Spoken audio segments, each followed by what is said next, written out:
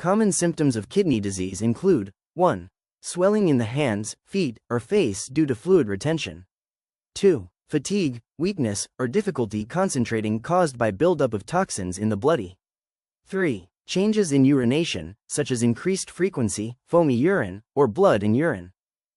We can help prevent kidney disease by following these steps. 1. Stay hydrated. Drink enough water daily to support kidney function. 2. Control blood pressure and blood sugar. Manage hypertension and diabetes, as they are leading causes of kidney damage. 3. Eat a balanced diet. Reduce excess salt, processed foods, and alcohol while including fresh fruits and vegetables. 4. Exercise regularly. Maintain a healthy weight and improve blood circulation. 5. Avoid overuse of painkillers. Excessive use of NSAIDs, like ibuprofen, can harm kidneys. 6. Quit smoking. Smoking reduces blood flow to the kidneys and worsens damage. 7. Go for regular checkups, especially if you have a family history of kidney disease.